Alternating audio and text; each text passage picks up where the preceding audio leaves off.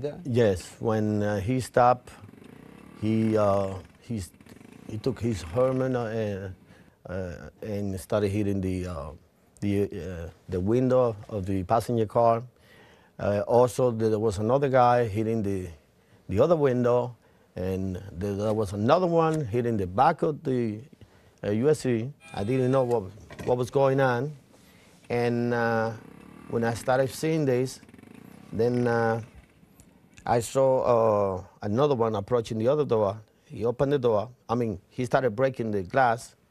He finally opened the door, and he grabbed the lady in front of the SUV, and he grabbed her by her arms, and he was pulling her out of the car. So there was a motorcyclist who actually was pulling the wife Yeah, out of the vehicle. she started screaming, and then we saw the baby. That's when we started seeing a baby inside the car with her, you know, and everybody started screaming, no, not the lady, not with the baby, please don't do that. I screamed too. So in that moment, I saw a man getting knocked out in the floor, and they started hitting him with the helmet right on the floor. They were using their helmets to hit the driver. Yes, real hard. How many people? There was a lot of blood all over the place.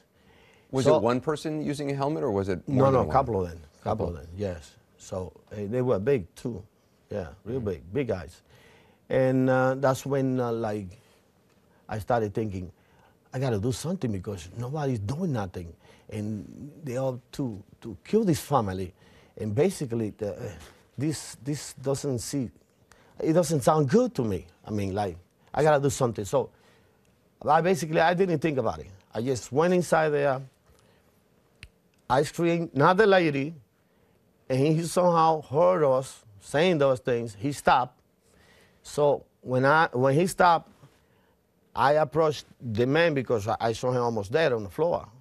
So what I did was I confronted these people, and I stood between them and the man lying on the floor, and I said to them, that's it, let it go, man, that's it, it's done.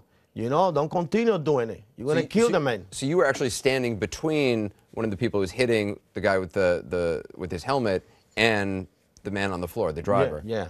You stood between them. Between them, yeah, there was many. Were the motorcyclists saying anything back to you? Yeah, one of them screaming, say, with the helmet on top of him, and he say, no, because I told him, please stop, don't let it go. And then one of them, a short guy, he say, no, because he ran one of us.